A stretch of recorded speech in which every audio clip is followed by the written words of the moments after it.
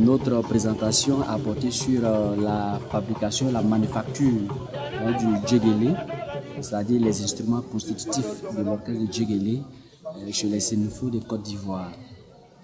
Il faut dire que c'est un processus très méticuleux, c'est un travail d'orfèvre et l'acteur principal de ce processus, c'est le fabricant qui est appelé en Sénéfo Djedao.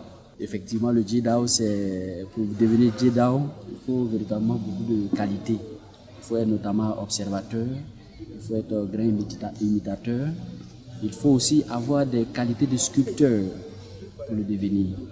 Et nous avons aussi également parlé de l'espace de fabrication qu'on appelle le Djeda Tegui, c'est-à-dire de façon littérale l'endroit où l'on taille le djegele.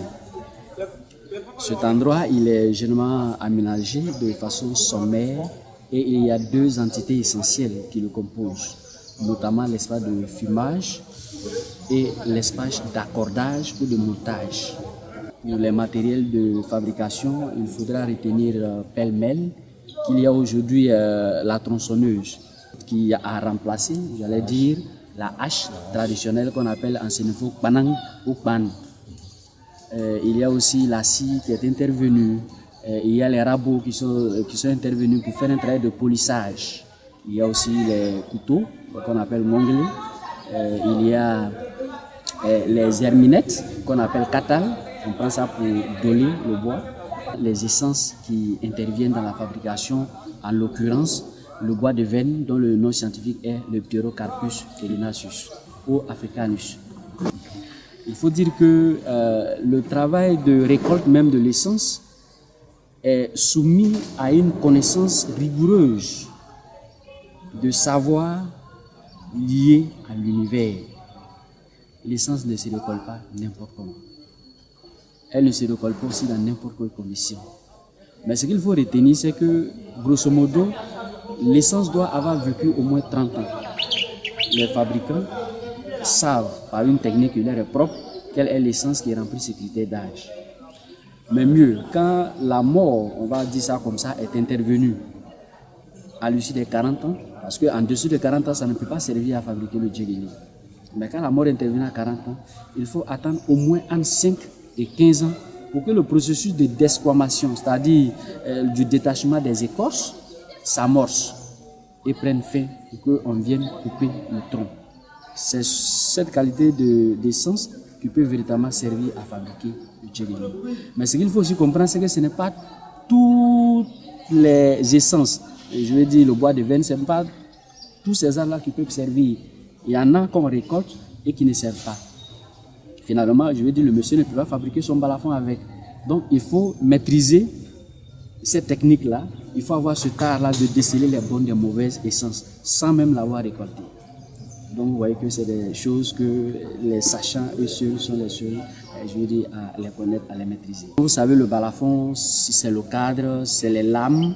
Donc il y a tout un processus qui est mis en place pour fabriquer les cadres. Sur les cadres, surtout le cadre supérieur, sont alignés les lames qu'on appelle les djebiou.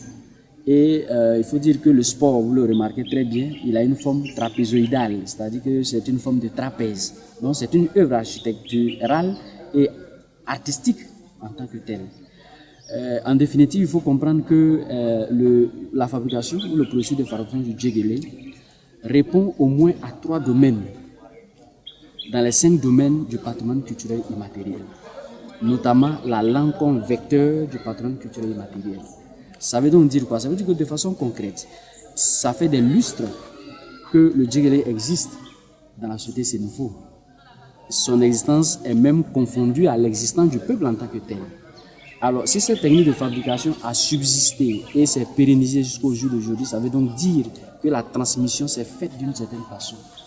Et si cela était possible, c'est bien grâce à la langue, comme vecteur du patrimoine culturel immatériel. Donc, c'est le premier critère. Le deuxième critère, c'est l'ensemble des connaissances et des savoir-faire liés à la nature et à l'univers.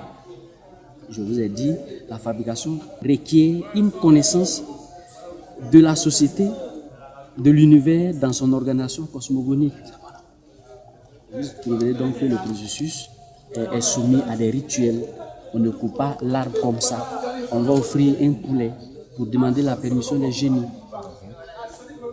Quand on veut aller abattre l'essence. Si les génies n'ont pas accepté, la position qu'adopte le poulet avant de mourir l'indique. Et si c'est bon, on dit en sénifo caberne tene. Alors si c'est bon, alors le fabricant coupe ou récolte l'essence. Si c'est pas bon, il renonce. Mais le refus du génie ou des génies n'est pas définitif, il peut être temporaire. Il peut se trouver que peut-être l'arbre ou l'essence abrite une autre espèce. Ça peut être que la nuit, un serpent vient s'y réfugier, ou peut-être quelque part, il y a un oiseau qui a fait son nid. Donc, en ce moment, au moment où tu le demandes, si ça coïncide avec, je vais dire, une étape de ce genre, il ne va pas te donner l'autorisation. Mais tu peux venir peut-être 2 semaines, une semaine après, il t'en donne l'autorisation. Donc, effectivement, la récolte se fait en tenant compte d'un certain nombre de rituels qui rentrent dans la croyance des populations sénéfo selon lesquelles le génie est le détenteur originel du djegele. Enfin, il y a le fait que le travail de fabrication est un travail artistique, c'est un travail d'artisanat. L'œuvre elle-même, quand vous la voyez, vous savez que c'est un travail d'orfèvre, c'est un travail de création, c'est un travail de génie. Donc ça, c'est le troisième élément, ou le troisième domaine auquel le processus de fabrication a lui seul répond sur les 5 grands domaines du patrimoine culturel immatériel. La durée, elle est relative, parce que quand on dit le balafon, si c'est le djegbarag, bon, c'est-à-dire, en fait, il y a d'abord le processus de conditionnement des matériaux. C'est ce qui dure le plus. Sinon, le montage de l'instrument lui-même ne prend pas assez de temps. Quand tout le matériel est rassemblé, l'instrument peut être monté en peut-être 2 heures, 3 heures ou tout au plus 5 heures de temps. Voilà, mais il faut conditionner. Par exemple, les calebasses, si on veut les conditionner dans les conditions normales, il faut qu'elles aient fait au moins 1 ou 2 semaines. C'est-à-dire, quand on les récolte, il faut couper, il faut scier la queue de la calebasse, on y met de l'eau et on conserve cette eau dans la calebasse pendant au moins 1 à 2 semaines pour que la substance qui est à l'intérieur pourrisse et qu'ensuite elles soient raclées. Quand elles sont raclées, on les met au soleil pour les assécher. Il y a le processus de récolte, par exemple, du pas ferme, c'est-à-dire quand vous voyez les maillotches, vous avez une boule de caoutchouc au bout. C'est une substance qui est récoltée en brousse pour venir fabriquer cela. Sinon, c'est un bois simple, mais on déroule ça dessus. Donc, vous voyez, par exemple, récolter, comment on appelle ça, le caoutchouc pour fabriquer les maillotches.